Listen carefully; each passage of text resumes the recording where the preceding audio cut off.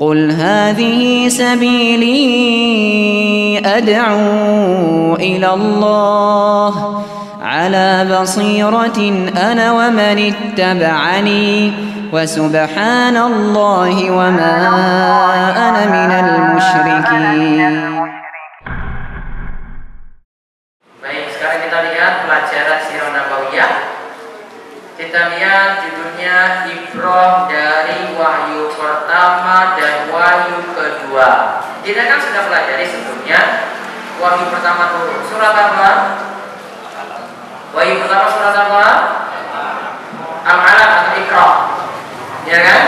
Terus datang beberapa waktu kosong vakum, baru kemudian datang wahyu kedua. Sebagaimana telah disebutkan sebelumnya Syekh Safiur Rahman Al-Barakfuri disebutkan jarak saking wahyu pertama sampai wahyu kedua kata beliau cuma 10 hari. Dari akhir Ramadan sekitar malam ke-21 kemarin yang kita sebut untuk wahyu pertama turun, di bulan Syawal, awal Syawal sudah turun wahyu kedua. Walaupun sebagian ulama tidak menyetujui hal ini, katakan itu vakum 2 tahun. Ada yang katakan vakum 6 bulan. Namun Syekh Safiur Rahman meneliti seperti tadi. Ya, beliau simpulkan jaraknya cuma 10 hari. Intinya kita ingin gali pelajaran bagaimana kita mempelajari dari wahyu pertama, kemudian dari wahyu kedua, dan kenapa ada masa vakum, kosong, wahyu itu terhenti. Kenapa nggak berturut-turut langsung? Nah, kita lihat di sini ada sekitar 5 pelajaran yang bisa kita gali, yang bisa kita ambil. Moga dibaca. Apa ibrah pelajaran yang bisa diperoleh dari turunnya wahyu pertama, turunnya wahyu kedua, hingga masa kevakuman wahyu? Pertama, maksud dengan adanya kevakuman wahyu adalah agar rasa takut Rasulullah SAW hilang dan hatinya mulai tenteram. Hakikat kebenaran telah disadarinya dan kesiapan untuk menghadapi wahyu telah tegar, maka datanglah Jibril membawa wahyu berikutnya. Jadi ketika wahyu pertama itu datang, karena Nabi SAW itu menerimanya dengan berat. Disuruh baca, Rasulullah SAW katakan saya nggak bisa membacanya. Disuruh Iqra lagi, saya nggak bisa baca. Disuruh lagi yang ketiga, baru Nabi SAW bisa baca. Dan ketika itu beliau mengalami ketakutan. Makanya butuh masa untuk tenang dulu sebelum menerima wahyu yang berikutnya lagi. Diberikan masa untuk tenang seperti itu. Nanti kita ada ambil pelajaran kaitannya dengan nomor 1, nanti ada pada nomor 3. Ya, nanti ada kaitannya dengan nomor 3. Dibaca lagi yang kedua. Termasuk bagian dari hikmah kevakuman wahyu adalah bahwasanya wahyu itu hak Allah yang Dia turunkan kapan saja yang Dia kehendaki. Sementara Nabi Muhammad SAW tidak memiliki hak memajukan atau memundurkan. Baik, masalah wahyu Nabi SAW nggak bisa ngatur. Beliau cuma pasrah pada Allah. Kapan wahyu itu turun? Kemudian kapan wahyu itu, ya, wahyu berikutnya lagi datang. Beliau cuma pasrah pada Allah. Nabi SAW tidak bisa minta majukan itu waktunya, nggak bisa. Mundurkan waktunya, saya belum siap, nggak bisa. Pokoknya wahyu datang, masa wahyu itu datang, Nabi SAW itu harus siap menerimanya. Ya, jadi dalam masalah wahyu ini beda dengan ilmu-ilmu lain yang kita peroleh. Wahyu ini beda. Kalau yang lainnya kita bisa mengatur waktunya. Saya belajar ini kapan, saya belajar ini kapan lagi, berikutnya kapan lagi bisa. Mau majukan silakan, mau mundurkan juga silakan. Namun kalau dalam wahyu nggak bisa. Maka inilah salah satu perbedaan wahyu dengan ilmu sihir. Ya. Ilmu sihir, kalau wahyu ini Allah yang beri. Kalau ilmu sihir, orang buat ritual dulu untuk dapatkan ilmu tadi, baru nanti sihir itu datang. Ya, baru nanti sihir itu datang. Namun ada perbedaannya. Kalau sihir itu tidak pakai keilmiahan, tidak. Karena kalau pakai keilmiahan tentu nanti ada universitas ilmu sihir. Harusnya ada. Kalau itu ilmiah ini. Kita aja kan kalau ilmu agama kan ada kan universitasnya kan? Iya. Kimia kan ada universitasnya. Jadi kita dipelajari. Ada sihir itu, ilmu sihir, santet dan semacamnya itu ilmiah. Ya, masuk akal ilmunya, semuanya bisa pelajari. Berarti ada sekolahnya juga. Iya kan? Berarti dukun-dukun itu harus lulusan dari sekolah juga. Mungkin ada tingkatannya lagi, UNSDG, terus naik, mungkin ada profesornya juga. Namun kan nggak ada kan? Enggak. Berarti memang bukan lewat jalan seperti itu. Ini bukan suatu seperti wahyu, bukan? Ya, datang begitu saja. Dan sifatnya ilmu sihir beda dengan wahyu tadi. Wahyu ini karena ketaatan. Nabi SAW karena bentuk ketaatannya kepada Allah, dia dapat wahyu ya kan?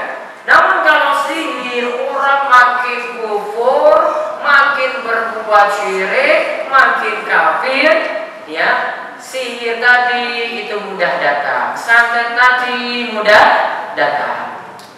Berarti gampang kan? Gampang punya sihir kan? Ya wes murtad. Lakukan yang gurunya siapa lah yang ngajarkan itu, mana saja sama itu. Lakukan sampai kekafiran, disuruh ada persyaratan misalnya kasih tumbal ini, kasih nazar ini, kasih persyaratan ini di tempat-tempat tertentu, tempat-tempat keramat misalnya. Wah, baru tadi datang sihirnya. Enggak perlu sekolah, cukup seperti itu saja. Nah, ini perbedaannya. Jadi kalau wahyu juga diberikan pada orang-orang yang baik, kalau ilmu sihir tidak. Orang-orang rusak yang diberikan. Ya, kalau wahyu itu diberikan pada orang-orang yang baik. Kalau sihir tidak. Perbedaannya di situ. Jadi tidak sama antara wahyu dan sihir. Jadi jangan katakan wah dukun dapat wahyu ini sampai dapat ilmu macam itu bukan wahyu. Kalau wahyu ya ini usul dari Allah yang beri. Kalau sihir ini cuma dari setan saja yang memberikan ya ilmu-ilmu semacam itu, ilmu sesat semacam itu. Kemudian yang ketiga, Nabi Shallallahu Alaihi Wasallam menjadi nabi dengan Iqra, turunnya awal surat Al-Alaq, dan menjadi rasul dengan surat Al-Mudaththir. Lihat, Nabi SAW menjadi nabi dengan turunnya surat Iqra. Iqra bismi rabbikal ladzi khalaq. Ketika itu Nabi diangkat jadi seorang nabi. Nabi kita Muhammad SAW diangkat menjadi seorang nabi.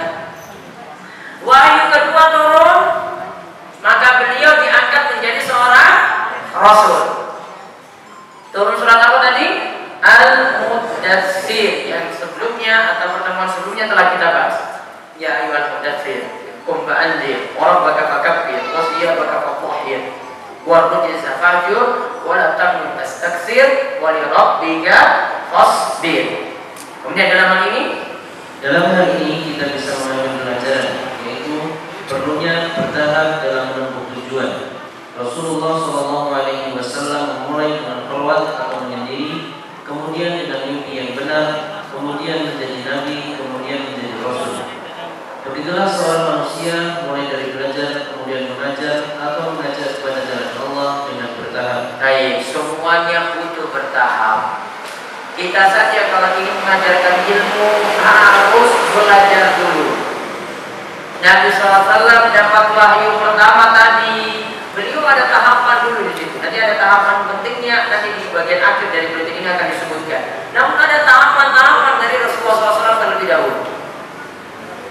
Ya, beliau melewati fase-fase terlebih dahulu sampai dapat wahyu pertama, kemudian beralih kepada wahyu yang kedua. Nah, kemudian dia di sini diawali tadi beliau sempat khulwat atau tahannus yang kita istilahkan sebelumnya, menyendiri di gua apa? Hira. Menyendiri sisi ibadahnya apa kemarin? Ibadahnya diberitahu nggak ibadahnya? Tidak. Ibadahnya sesuai dengan petunjuk dari Allah. Kita tidak bisa tentukan ibadah khusus dalam gua Hira tadi yang kami lakukan. Para ulama cuma katakan ibadah yang Nabi SAW lakukan ketika menyendiri di Gua Hira adalah ibadah sesuai dengan petunjuk yang Allah berikan.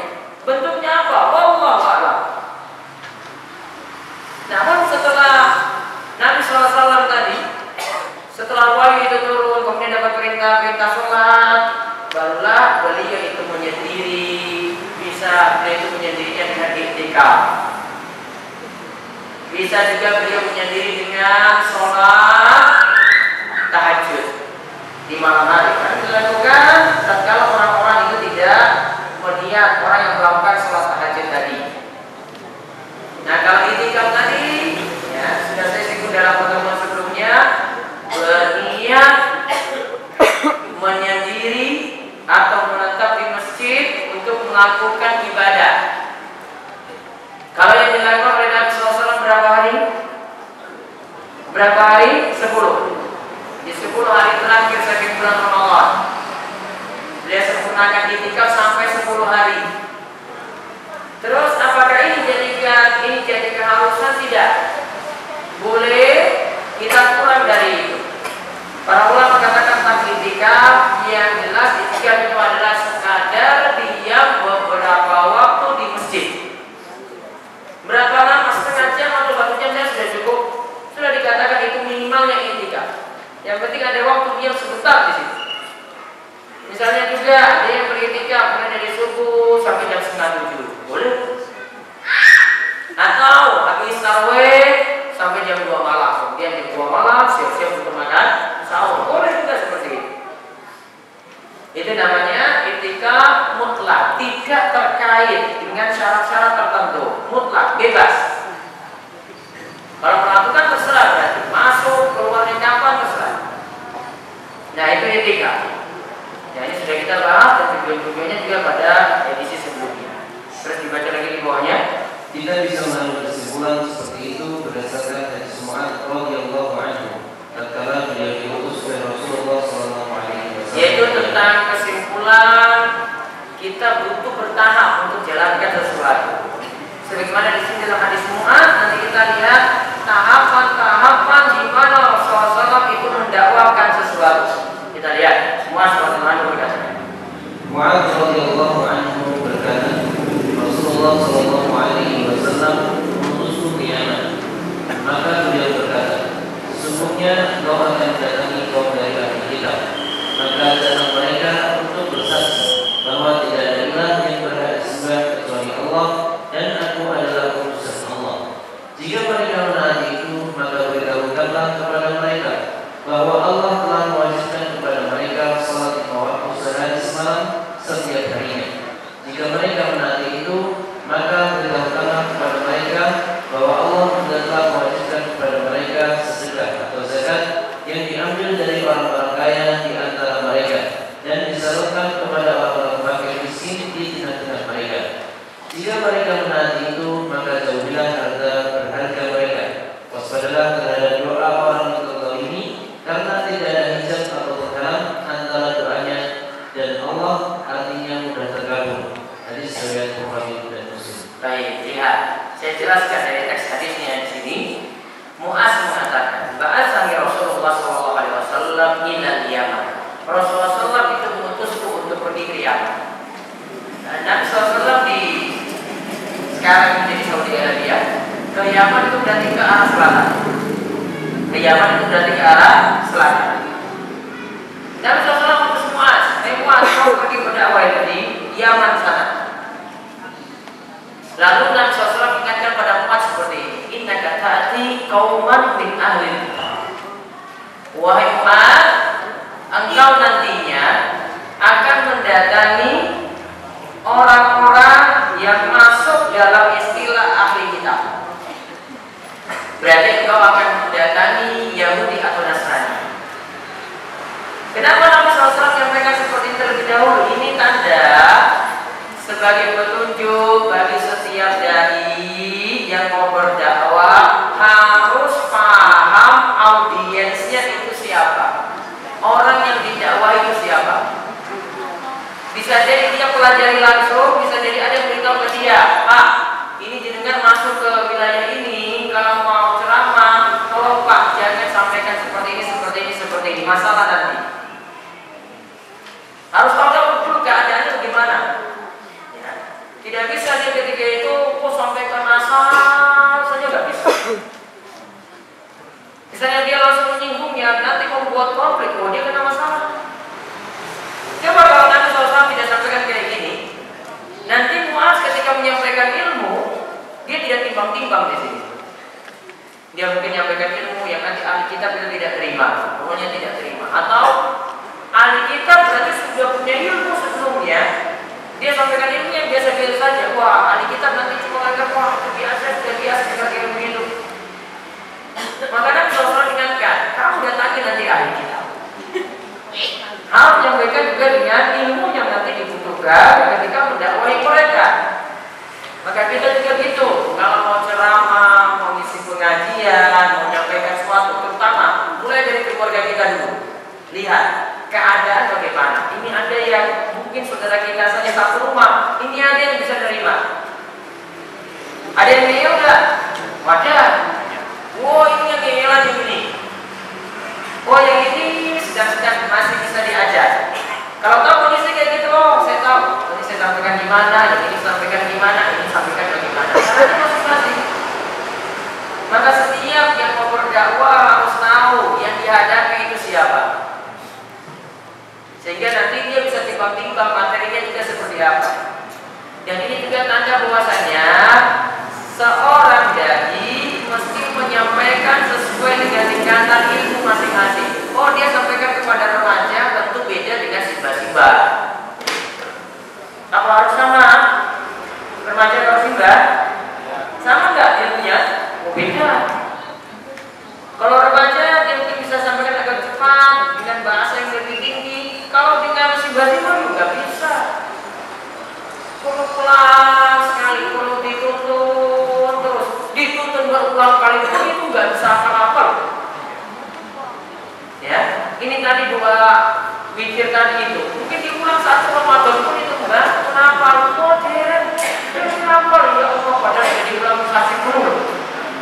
Iya kan? Betul nggak? Sudah coba nggak? Sulit. Maka kondisinya berbeda. Nanti tinggal menyesuaikan pula. Lalu dikatakan lagi fatuhu minasyahadati alla ilaha illallah. Dakwahi mereka bersyahadat la ilaha illallah. Tidak ada sembahan yang benar disembah selain Allah. Artinya apa? Prioritaskan dakwah tauhid. Akidah itu yang jadi prioritas dahulu. Ingatkan masalah akidah. Akidah benar, ibadah semua diterima. Tauhidnya benar, ibadah semua diterima. Namun kalau tauhidnya rusak, jangan harap sholatnya diterima, jangan harap puasanya diterima, jangan harap sedekahnya diterima, sampai amalan haji pun itu jangan harap diterima. Mulai dulu dari memperhatikan akidah tauhid. Bahkan bangsa itu dahulu, para ulama dahulu, para sahabat dahulu, mereka itu diajarkan bukan mengajarkan hafalan Quran dahulu, bukan langsung dari hafalan, namun diluruskan akidah terlebih dahulu. Makanya coba perhatikan baik-baik di dalam Al-Quran itu kalau turun, itu yang pertama kali turun itu ayat-ayat atau surat Makkiyah. Makkiyah, baru kemudian surat Madaniyah. Makkiyah itu artinya apa? Surat yang turun sebelum Nabi SAW itu hijrah. Memang masih di Mekah, namun pengertian ini lebih bagus. Sedangkan Madaniyah berarti surat yang turun setelah Nabi SAW itu hijrah. Coba nanti perhatikan tipe atau model surat yang ada dalam surat Makkiyah itu semua biasanya membicarakan masalah akidah, hari kiamat, tauhid. Itu ditekankan dulu. Ini rata-rata ada di juz 30. Ya, rata-rata ada di juz 30.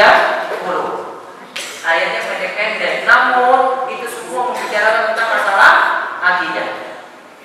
Kalau mengkaji masalah akidah lebih dalam, nah itu di juz 30 tadi. Mau mempelajari surat Al-Ikhlas saja itu sudah mempelajari akidah yang utuh. Ya, di surat Al-Ikhlas, Qul huwallahu ahad, itu sudah mempelajari akidah yang luar biasa di situ. Mempelajari keesaan Allah Subhanahu wa taala. Konsekuensinya berarti kita hanya beribadah kepada Allah saja. Sedangkan kalau Bapak Ibu buka di juz-juz awal, juz 1, juz 2 dan seterusnya, surat Al-Baqarah, surat Ali Imran, surat An-Nisa, surat Al-Maidah, itu sudah mulai berat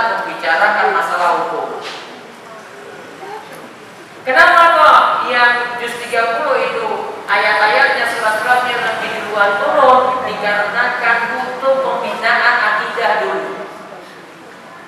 Maka Aisyah katakan seandainya yang turun pertama kali itu ayat tentang masalah zina, zina itu dilarang, Umar itu dilarang, kami tidak turun dulu dalam masalah akidah, tentu ketika ayat zina turun, kami tetap masih berzina.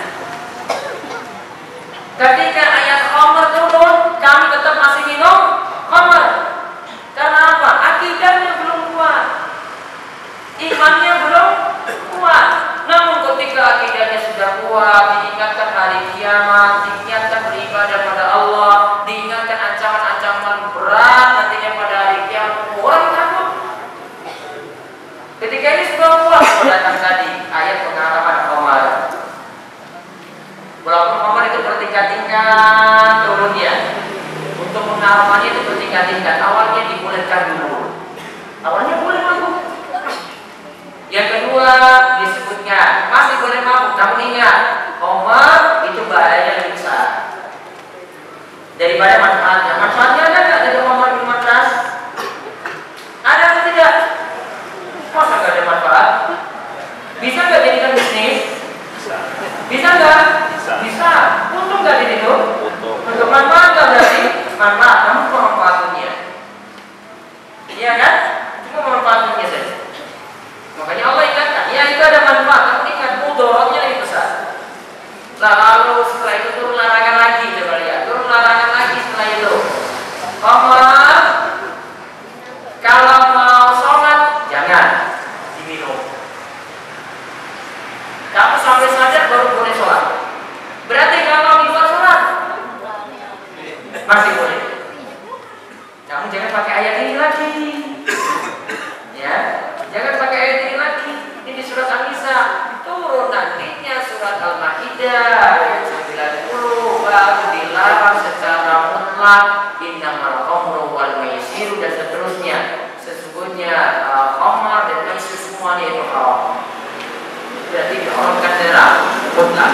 Ingat, iman sudah dibina, baru kemudian turun larangan itu bertahap-tahap di sini sampai khamar itu dilarang secara mutlak. Berarti kita juga bisa lakukan bertahap seperti itu. Namun ingat, saat ini khamar tidak perlu bertahap lagi. Ya, nggak perlu bertahap lagi. Langsung apa? Haram. Judi? Haram. Sudah. Ya, nggak perlu ada kata apa. Nggak apa-apa lah. Nanti kalau di luar sholat kamu judi nggak apa-apa. Yang penting ingat sholat tadi. Oh, nggak bisa. Haram tetap. Khamar juga demikian. Nah, kemudian disebutkan lagi di situ. Setelah diawalkan tauhid wa ani Rasulullah dan aku utusan Allah wa innahum ata'u lidzalik. Jika mereka sudah menurutiku dalam hal itu, yaitu dalam hal tauhid. Tauhid dulu, iman dulu, akidah dulu. Fa limu Allah ta'ala farada 'alaihim khamsa shalawatin fi kulli yawmin wa lailatin. Ingatlah. Ajarkan pada penduduk Yaman. Kalau mereka sudah bertauhid, ajarkan kepada mereka bahwasanya mereka diwajibkan sholat 5 waktu dikerjakan pada malam hari dan siang harinya. Setelah itu disuruh apa? Sholat. Sholat yang wajib yang sunnah di sini 5 waktu berarti sholat apa? Wajib. Berarti prioritas yang wajib dulu, bukan yang sunnah dulu. Namun prioritas yang wajib terlebih dahulu. Sehingga bapak ibu-ibu kalau ingatkan orang dekat, ada yang berceramah juga, ingatkan yang wajib dulu. Coba bandingkan sholat tarawih dengan sholat subuh, mana yang wajib? Subuh. Berarti kalau saya nggak tarawih boleh nggak? Boleh nggak? Boleh. Namun kalau nggak subuh, boleh nggak? Saya tarawih. Masalah nggak? Masalah. Nggak ada prioritas itu.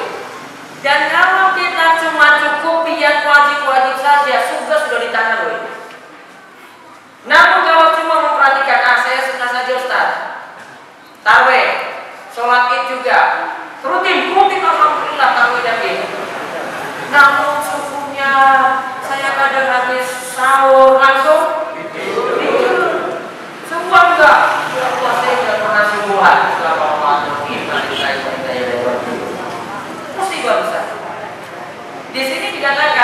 perhatikan dulu ya Pak. Oh berarti sholat wajib dulu diurus. Tarawih berarti di sini kurang penting di sini kalau nggak di sini. Namun kadang di tengah-tengah kita biasanya prioritaskan apa? Subuh atau tarawih? Saya ini puasa yang penting sholat bisa tarawih. Subuh nggak masalah. Lewat nggak masalah. Ini nggak ada skala prioritas. Nah, di sini kita akan ajarkan kepada penduduk Yaman, suruh mereka sholat. Sholat apa? 5 waktu dulu. Tahajud nggak ada nggak apa-apa, tarawih nggak ada nggak apa-apa, witir nggak ada nggak apa-apa kan? Dua nggak ada nggak apa-apa, rawatib nggak ada nggak apa-apa. Yang penting sholat apa? Wajib. Nah ini kalau sudah sadar ini, baru nanti disuruh pelengkapnya lakukan sholat sunnah. Lalu disuruh lagi di sini, jika mereka sudah mentaatimu dalam hal itu, ajarkan kepada mereka bahwasanya mereka punya kewajiban bayar zakat. Ini zakat apa ini yang Nabi SAW disuruh menjawabkan? Zakat maupun zakat fitrah? Kalau zakat fitrah gampang sekali. Fitrah itu orang sudah sadar semua ya? Sudah nggak? Sudah. Namun apa yang belum sadar biasanya? Malu. Berarti maksud Nabi SAW pada umat ini bilang sama penduduk Yaman, kalau mereka sudah sholat, mereka punya harta lebih, itu tolong dizakati. Namun nanti Nabi SAW sebutkan di sini lihat, tukhadu min aghniyaihi, ambil dari orang-orang kaya. Berarti nggak semua orang, cukup yang sugih saja yang diambil. Standar sugihnya gimana kalau gitu Bapak Ibu? Harus punya rumah, nggak boleh kontrak, itu syaratnya. Harus punya kerjaan tetap, ya, nggak boleh cuma buruh kasar saja biasa gitu. Atau harus punya lahan sekian, baru nanti dia zakat. Apa standarnya? Kalau kaitannya untuk zakat, standar disebut gina atau kaya adalah syarat pentingnya 2, nisab dan haul. Syaratnya 2 ya. Yang pertama apa? Nisab. Yang kedua haul. Nisab maksudnya apa? Sudah mencapai minimal kewajiban. Dan nanti kita temukan kalau dalam mazhab Syafi'i pada 6 harta. Jadi tidak semua harta wajib dizakati loh ini. Cuma 6 saja. Ya cuma 6. 1.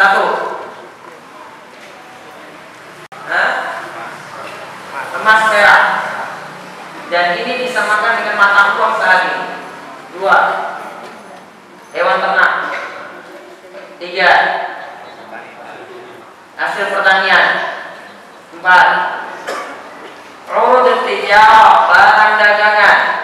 5. Harta rikas. Rikas itu yang kita biasa sebut dengan harta karun. Ya, harta karun. Ini peninggalan jahiliyah, nanti dizakati 1/5 atau 20%.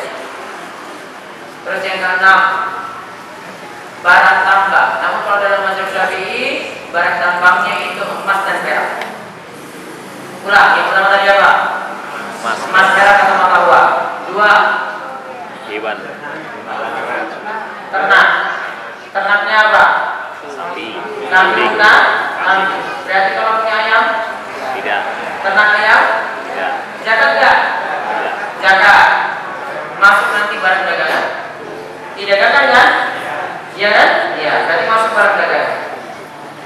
Yang ketiga, hasil pertanian. Makanan pokok saja itu. Ya, kalau punya lombok sekian hektar misalnya enggak, nanti masuk zakat barang dagangan. Kemudian yang keempat tadi apa? Barang dagangan. Urud tijarah. Diniatkan untuk didagangkan. Yang kelima, harta rikas, harta karun. Yang keenam, barang tambang. Nah ini masing-masing punya nisab. Ya, masing-masing punya nisab. Kalau emas perak ada nisabnya sendiri. Emas itu gramnya langsung 85 gram emas murni. Kalau yang nggak murni, yang 22 karat tinggal disandarkan saja, sama dengan yang murni 24 karat itu berapa gram? Tadi 85. Perak 595 gram perak. Mata uang pokoknya mencapai antara 6 juta atau 42,5 juta. Berarti mencapainya di sini adalah 6 juta rupiah. Setiap orang yang punya uang 6 juta rupiah mencapai haul bertahan selama 1 tahun, maka dikenakan zakat 2,5%. Terus yang berikutnya tadi apa? Hasil ternak. Ternak di sini ada hitungannya sendiri. Kalau sapi kalau sudah punya 30 ekor, berarti kalau 1 ekor belum. Nanti masuk barang dagangan. Kemudian kalau kambing 40 ekor. Kalau unta 5 ekor. Kemudian hasil pertanian 5 wasak sama dengan 7 kuintal. Ini untuk makanan pokok, berarti kalau kita itu padi atau beras. Kalau panennya segitu baru. Kalau cuma 1 kuintal belum. Terus apa lagi barang dagangan? Kalau sudah punya barang dagangan nilainya di atas desa perak sekitar 6 juta rupiah baru dijagati 2,5%. Kemudian kalau apa tadi? Rikas, harta karun ditemukan langsung dikeluarkan zakatnya 1/5 atau 20%. Kemudian yang terakhir apa? Barang tambah, emas perak berarti pakai nisab emas atau perak. Sudah mencapai itu, harta sudah mencapai itu baru dizakati. Kalau belum. Ibu-ibu punya emas perhiasan juga dizakati. Namun kalau perhiasannya berapa gram, Bu? Biasa ibu pakai berapa gram? Hah? Sekilo sampai enggak? Saya kasih segimana? Berapa kalau gitu? 2 gram? Oh belum berarti. 10 gram? Belum juga. Berapa tadi saya sebut? 85 gram. Enggak kena zakat. Motor kena zakat enggak motor? Motor harganya berapa? Nah, beli 17 juta. Secondnya berapa? Second 5 tahun berapa? 10 juta. Jadi ada pisau berarti kan? Namun kalau dipakai pribadi nggak kena zakat. Mobil sama juga. Kalau dipakai pribadi nggak kena. Nanti kalau mau dijual. Rumah harganya setengah M. Kena zakat nggak? Tidak terkena zakat.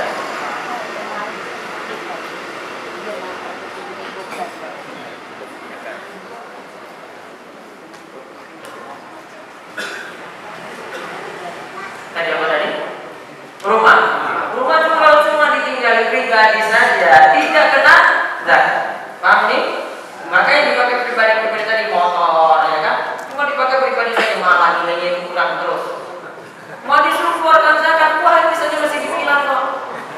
Masih cicilan juga. Ya sudah berada. Ya berarti yang dipakai pribadi tidak kena zakat. Nanti kalau dia untuk didagangkan saja. Nah, standar agniya tadi, agniyahim itu kalau memenuhi nisab dan haul. Harta tadi sudah bertahan selama 10 tahun dan berada di atas nisab. Itu baru disebut gina atau kaya. Maka kalau sudah memenuhi, ambil zakatnya 2,5%. Lalu apa? Fatullahu ala fuqara'ihim. Diambil dari orang kaya, disalurkan pada orang-orang miskin yang ada di situ. Berarti ambil dari orang-orang kaya yang ada di Yaman, disalurkan pada orang-orang miskin yang ada di Yaman. Berarti kalau diambil di Wonosari, disalurkan juga di Wonosari juga. Taruh lagi dusun. Ada satu dusun, maka kalau diambil di situ, disalurkan di situ juga kalau ada orang miskin 8 golongan seperti yang disebutkan dalam surat At-Taubah ayat 60. Yang 8 golongan yang menerima zakat nanti bisa dilihat di surat At-Taubah ayat 60. Itu nanti diberikan kepada fuqara'nya, orang-orang miskin yang ada di situ. Apakah zakat saya punya zakat misalnya, saya punya zakat 10 juta, apakah mesti disalurkan 8 orang ini yang ada dalam surat At-Taubah 60 harus disalurkan semua? 8 ini harus ditemukan? Tidak. Buktinya apa? Hadis ini cuma disebutkan satu golongan, cuma disebutkan serahkan kepada miskin yang ada di situ, berarti satu golongan. Maka zakat diambil di situ, disalurkan juga di situ. Namun kalau sudah mencukupi di situ, boleh salurkan di tempat yang lain. Namun ingat, penyaluran zakat untuk orang yang masih punya hubungan kerabat dengan kita itu lebih utama daripada orang jauh. Yang masih jadi sedulur kita itu lebih utama daripada orang jauh. Pikirkan sedulur dulu. Wah, ini ada teman saya, dia juga miskin. Wah, ada sedulurmu dulu yang didahulukan daripada orang jauh. Terus dikatakan di sini, jika mereka mentaatimu dalam hal itu, maka jauhilah harta-harta yang mulia yang mereka miliki. Artinya, zakat itu tidak boleh ngambil dari semua harta kita, ambil zakatnya semuanya, tidak. Cukup berapa persen tadi kalau mata uang? 2,5%. Gimana kalau dipaksakan lebih, ambil 10%-nya? Zalim. Gimana kalau diambil? Wah, ini kan masih ada kebutuhan. Apakah langsung diambil? Tidak. Maka zakat yang tepat, Bapak Ibu sekalian, bukan diambil dari gaji kotor, namun diambil dari sisa berapa yang kita punya. Itu 1 tahun tadi, sisanya berapa 1 tahun? Nah, sisanya itu yang dikeluarkan zakat. Kalau itu dari kotor, wah dipakai untuk macam-macam itu, habis. Pegawai mau utangnya banyak, habis. Sisa berapa? 200.000, ya sudah, berarti nggak ada zakat. Dia pun 1 tahun juga nggak ada sisa, ya sudah, berarti nggak dipaksakan. Cukup yang punya simpanan saja. Ada sisa. Kalau punya, kita zolim pada orang ini yang nggak dikatakan. Kamu zolim, ambil dari harta dia yang berharga berarti. Maka Nabi ingatkan buat kaki dan buat makhluk, hati-hati dengan doa orang yang terzolimi. Kan sebelumnya kita pernah dengar aturan mau dipaksakan kan setiap gaji mau dipotong kan untuk mendapatkan zolim. Kalau pegawainya doakan jelek, itu doa jelek itu terkabul. Ini yang disebutkan di sini. Hati-hati dengan doa orang yang terzolimi. Oh, saya masih kebutuhan banyak, mau sudah dipotong semuanya. Iya, gaji saya 5 juta, namun utangnya 4 juta, saya harus bayar terus tiap bulan. 1 juta untuk kebutuhan sehari-hari. Gimana mau ditarik? Kalau dipaksakan seperti Islam zalim dalam hal ini. Jadi Islam tidak mungkin seperti itu mengaturnya. Pasti dibuat dari kebutuhan pokok. Paham ini ya? Jadi nggak ada paksaan untuk zakat, nggak ada. Ditimbang-timbang begitu sampai nusuk, diperhatikan, awalnya diperhatikan, itu pun dari sisa. Dikeluarkannya cuma berapa? 2,5% saja. Nggak disuruh dari gaji kotor, dipakai dulu. Kalau nggak ada sisa, ya sudah. Ya memang kamu belum sugih kok. Iya kan? Belum artinya yang tadi kita sebut. Artinya tadi, ini kalau punya syarat-syarat nisab dan tahun. Lalu diingatkan doa orang yang terzolimi itu terkabulkan. Hati-hati dengan doanya. Nah, kemudian yang keempat, Allah memerintahkan kepada Nabi-Nya untuk bangkit dan mengajar manusia. Rasulullah SAW telah melaksanakannya selama lebih dari 20 tahun. Yaitu tepatnya 10 tahun dan 13, berarti 23 tahun. Terus beliau mengajar manusia kepada Allah Ta'ala, dan perintah itu tidak khusus bagi Nabi Muhammad SAW. Sebagaimana yang Iqra, perintah untuk membaca dan belajar adalah untuk Muhammad SAW dan umatnya. Begitu pula ayat-ayat awal dari surah Al-Mudaththir ditujukan pula kepada beliau dan umatnya. Berarti kita bisa menyimpulkan dari wahyu kedua perintah berikut ini. Pertama, berdakwah dan memberi peringatan. Kedua, mengagungkan Allah. Ketiga, menyucikan diri dari amal-amal yang rusak. Begitu pula membersihkan pakaian. Keempat, meninggalkan dosa dan kesyirikan. Kelima, dilarang memiliki pemberian dan meminta ganti yang lebih banyak. Keenam, bersabar dalam ketaatan, meninggalkan maksiat dan menghindari musibah. Nah, berarti kita ambil pelajaran wahyu itu turun itu bukan hanya untuk Nabi SAW saja. Perintah Iqra bismi rabbikal ladzi khalaq, khalaqal insana min 'alaq, Iqra wa rabbukal akram alladzi 'allama bil qalam, 'allamal insana ma lam ya'lam. Perintah membaca, menulis di situ, perintah untuk Nabi.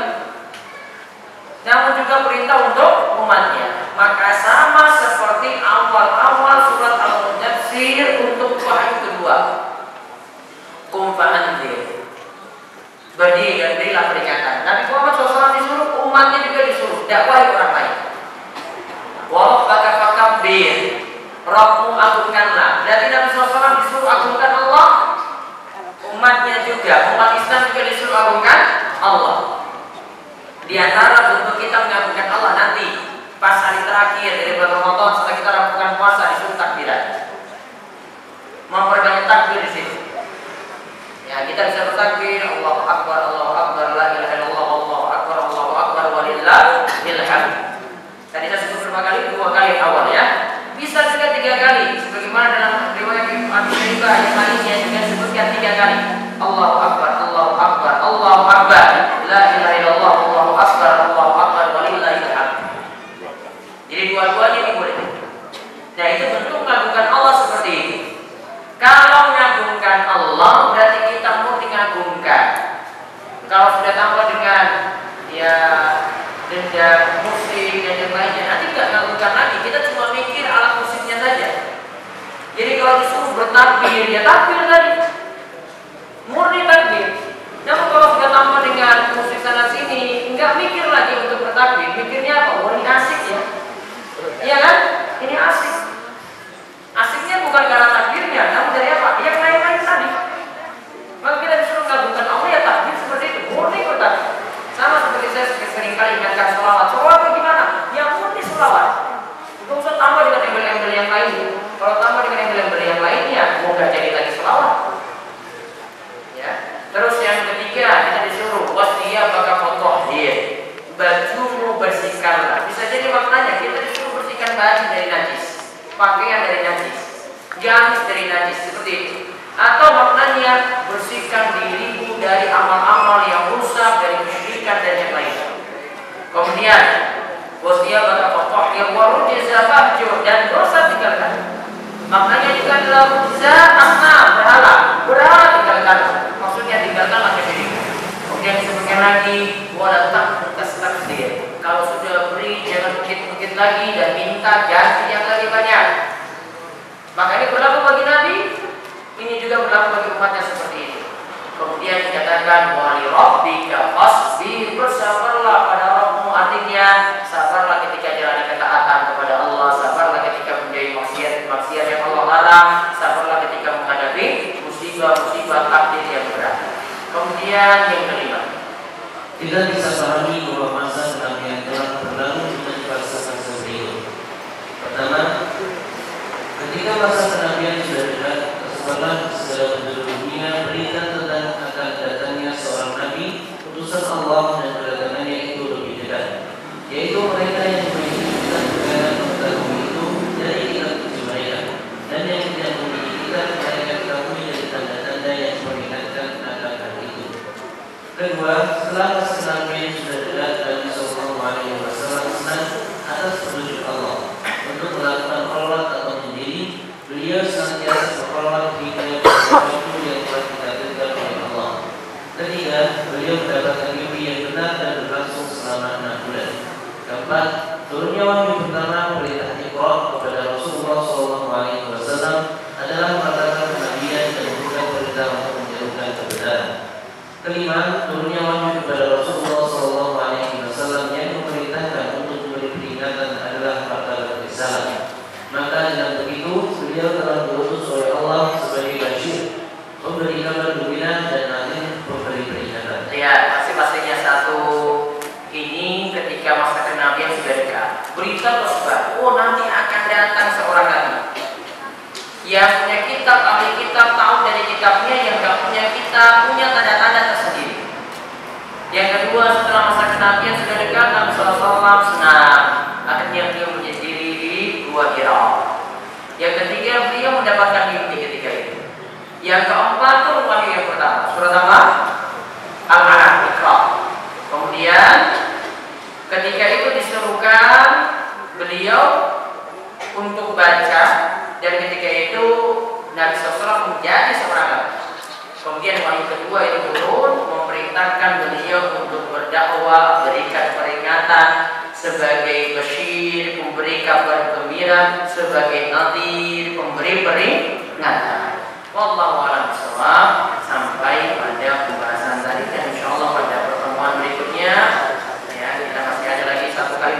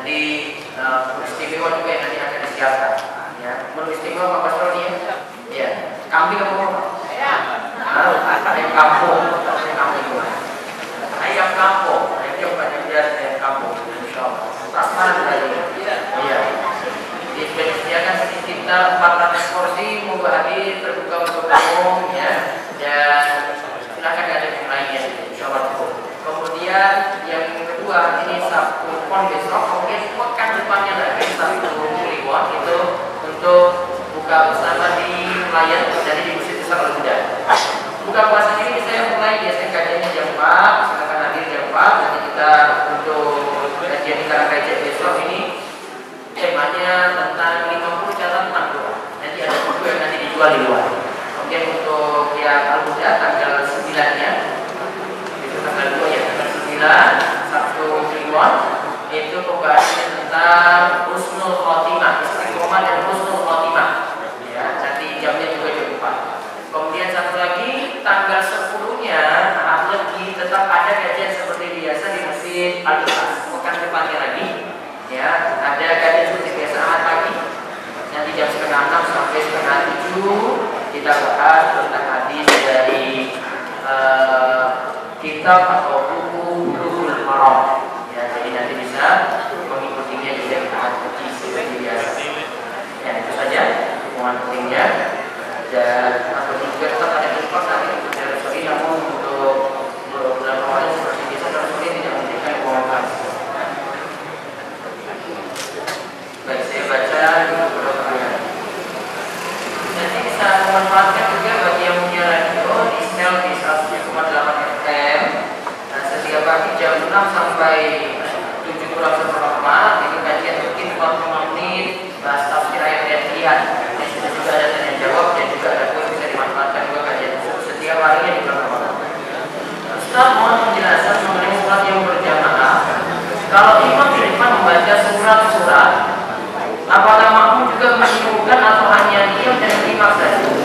Yang pertama, saya bahas tentang surat yang wajib dibaca dalam sholat itu adalah surat Al-Fatihah. Setelah surat Al-Fatihah hukumnya selesai. Maka kondisinya di sini yang perlu kita perhatikan surat Al-Fatihahnya. Nah, sekarang tentang Al-Fatihah, apakah makmum butuh baca lagi atau tidak? Nah, ini para ulama tidak mendapat dalam masalah ini. Ulama pendapat yang saya masih pegang sampai saat ini, kalau imam sudah membaca Al-Fatihah jahar keras, maka makmum cukup mendengar saja. Mendengarnya makmum dan nantinya dia mengucapkan amin setelah waladhdallin dianggap seperti dia baca. Dia mengucapkan amin setelah waladhdallin tadi dianggap seperti dia baca. Karena isi doanya imam yang baca, namun makmum mengaminkan berarti seperti dia baca itu. Maka untuk sholat yang jahar tadi, kalau imamnya ikhlaskan bacaan Al-Fatihah, bacaan Al-Fatihah imam itu juga jadi milik makmum. Ya ulang, bacaan Al-Fatihah imam jadi milik makmum. Kalau gitu surat setelah Al-Fatihah gimana? Ya, makmum tidak dituntut di sini. Jadi dia cukup menyimak bacaannya imam. Nah, ini yang dimaksudkan untuk jawaban pertanyaan pertama. Saya seorang pemuda yang baru saja hijrah dan akhirnya saya tahu pacaran itu haram. Dan juga sekarang saya sering resah apakah sholat dan amalan saya diterima. Sekarang saya bingung mencari pasangan, sedangkan saya sudah ingin menikah. Minta cara dan tipsnya. Apakah perasaan resah dan resah saya umum saja atau hanya godaan setan? Itu umum-umum saja. Apalagi anak muda belum menikah. Maka saran saya, kalau memang dia dengan pacarnya tadi, kalau bisa putuskan bulan Ramadan ini juga. Ya, kalau saya kayak begitu, putuskan bulan Ramadan ini juga.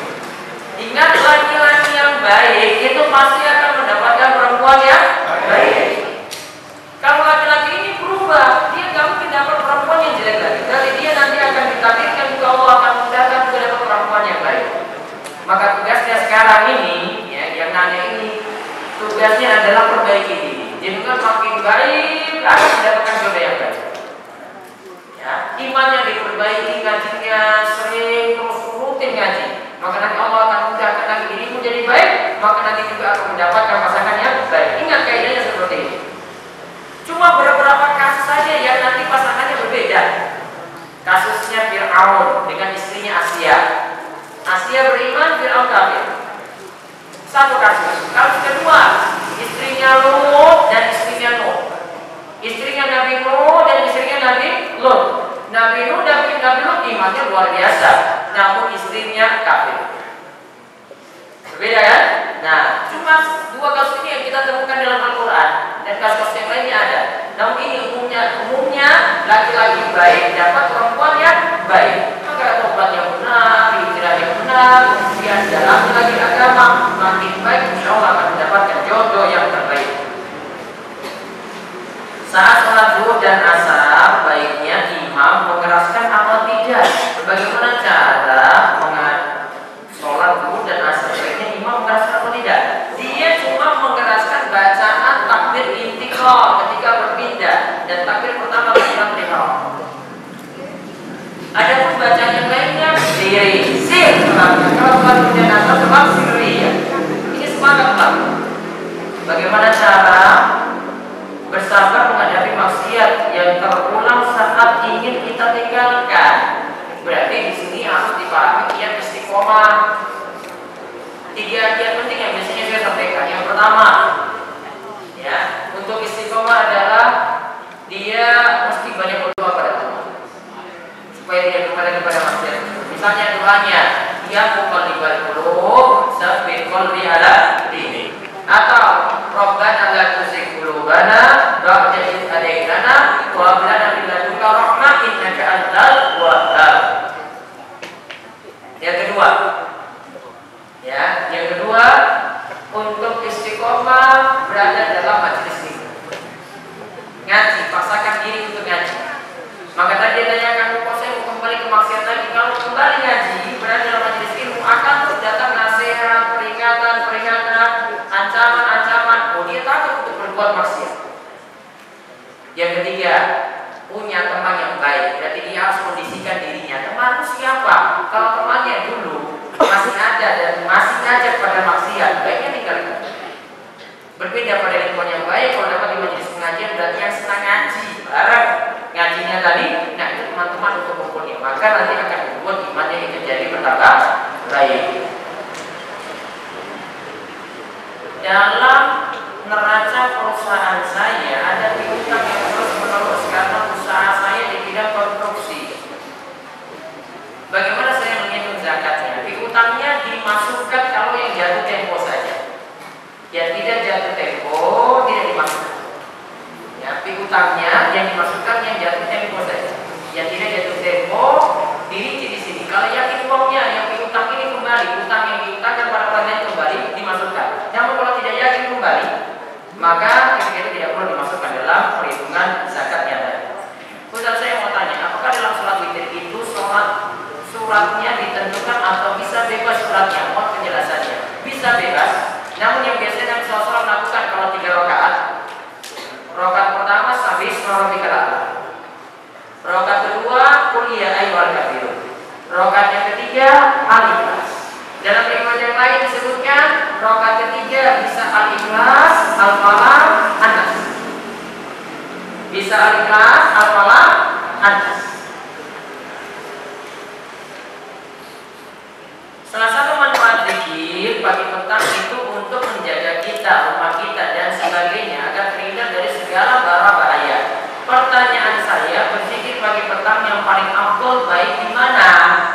Yang jelas waktunya kalau pagi di pagi hari dari subuh masuk subuh sampai mau masuk waktu zuhur. Ini waktunya masih panjang. Kalau untuk zikir petang, kalau saya sendiri lebih memilih ba'da maghrib. Ketika sudah masuk maghrib sampai nanti waktu isya berakhir yaitu pertengahan malam. Ada yang memilih juga ulama yang memilih ba'da asar. Kenapa saya lebih cenderung pada ba'da maghrib? Riwayat-riwayat yang ada lebih cenderung tepat pada maghrib, masuk maghrib terlebih dahulu. Dan biasanya gangguan itu masuk maghrib dulu baru gangguan banyak. Kalau pada asar belum. Namun kalau pas waktu maghrib, setan berkeliaran. Kejadian banyak ketika sudah masuk waktu maghrib dan ketika gelap. Ya, maka untuk jadi pakai petang seperti itu dan tempatnya di mana bebas. Mau di masjid boleh, mau di rumah boleh, lagi masak juga boleh, lagi jalan juga boleh, lagi berkendaraan juga boleh. Takbir keliling yang terjadi di masyarakat, bawa obor keliling kampung, terkadang bawa ini seterusnya seperti itu. Bagaimanakah pemahaman yang benar tentang sholat jamaah? Yang tadi tentang takbir keliling, yang kan saya sudah jawab, saya sudah singgung. Kalau saya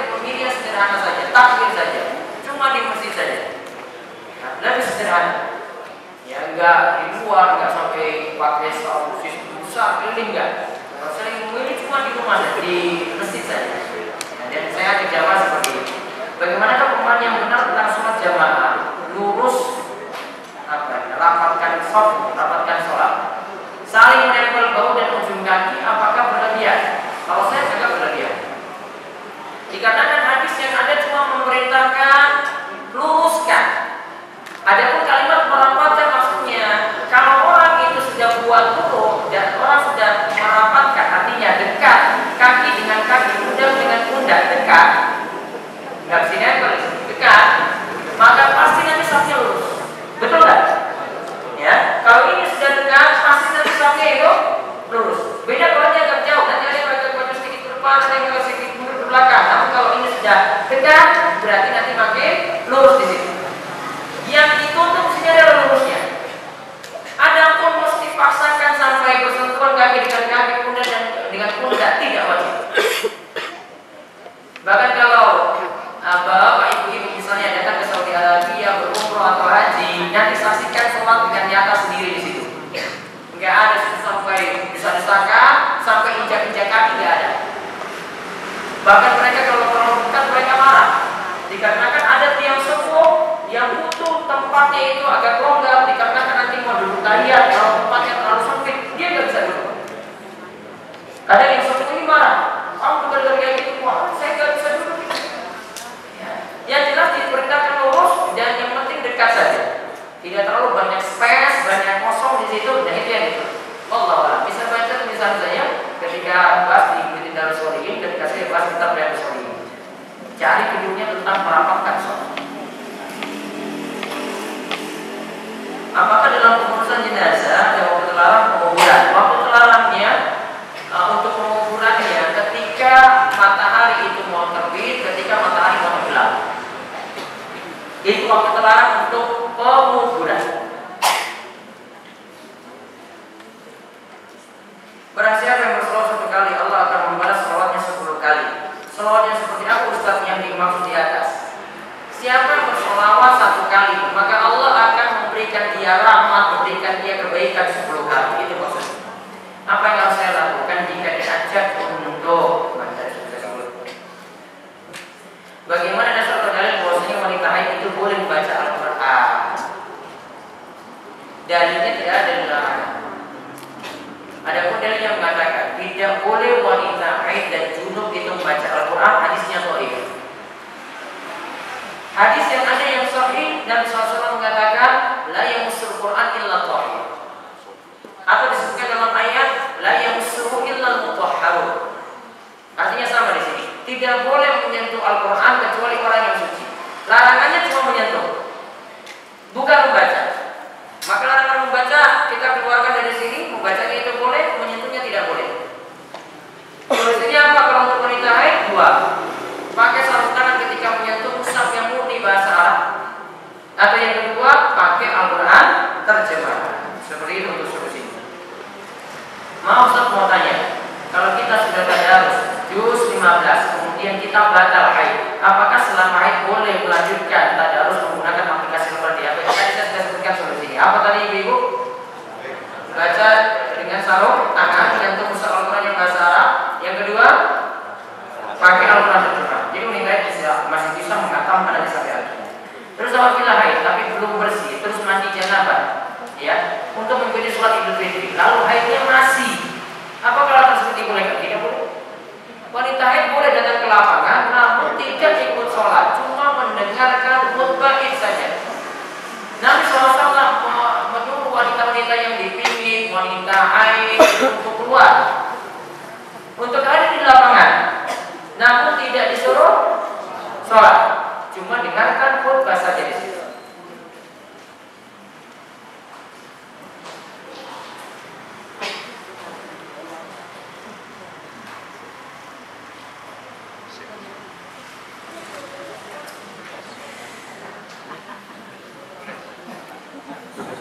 Tapi pertanyaan penting, sebenarnya yang baca ini pertanyaan penting tentang singgung-singgung. Bisa baca?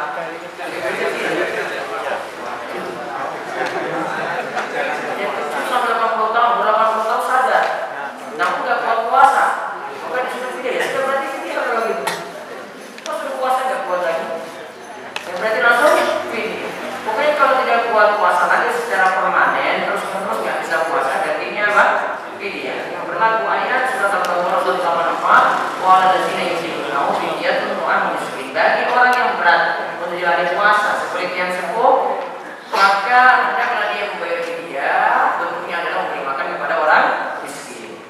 Terus, apa ya?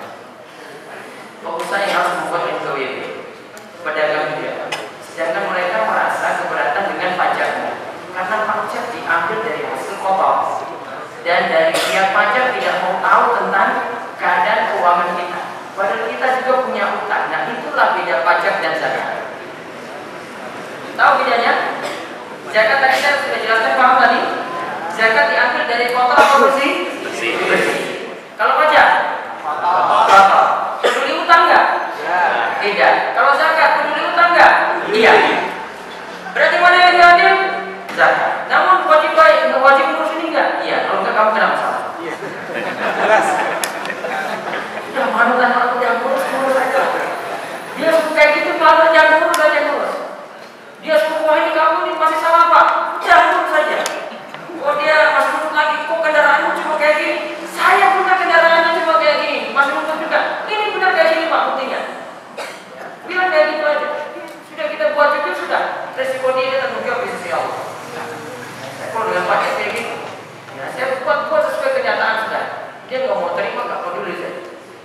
Kamu kalau zakat bayar dengan adil, ya. Kamu kalau zakat gitu bedanya. Zakat dengan pajak jelaskan.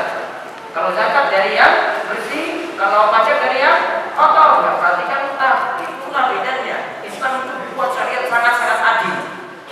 Enggak zolimi orang. Ya kita nggak merasa susah loh bayar zakat. Oh saya nggak ada kewajiban zakat ya sudah. Nggak disuruh. Kamu kalau pajak gimana? Tetap nggak mikir kamu lagi susah, nggak mikir kamu besok bayar utang, nggak mikir nanti besok anak berobat, nggak mikir kan? Nggak mikir. Apa ya?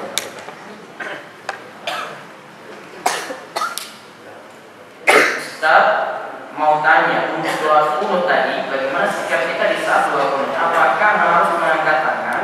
Terus tadi saya dengan banyak yang mengamini dengan nada keras, apakah itu diperbolehkan? Boleh dan diperintahkan mengangkat tangan pula. Ya. Adapun yang mungkin menjadi masalah yang kita kalau sibuk belum subuh, nah itu sikapnya ada dua.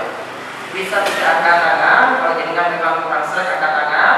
Bisa juga angkat tangan karena yang diambilkan itu adalah doa. Tinggal milih mana yang lebih enak. Ya, jadi kalau belum subuh dia penyikapannya dengan tadi. Kalau belum pikir tadi ada yang benar kan tadi. Saya sudah sebutkan hadisnya di Hasan bin Ali. Dan diaminkan, angkat tangan dan diaminkan doa tadi. Ya, seperti ini. Dan ini sudah ma'ruf sekali di kalangan para ulama mereka ketika sholat di Masjid Al-Haram, Masjid Nabawi, aminkan seperti ini. Semuanya diaminkan yang dikeraskan. Wallahu a'lam bishawab. Ini yang kita bahas untuk malam hari ini. Dan insyaallah ketemu lagi besok sore dengan pembahasan yang aku catatan tentang doa. Mudah-mudahan semuanya mendapatkan manfaat malam ini. Diberkahi juga di malam yang penuh berkah dan kita terus istiqomah selama bulan Ramadan. Ya, doa kita diterima oleh Allah Subhanahu wa taala. Kita tutup dengan doa penutup majelis. Subhanallah wa bihamdihi.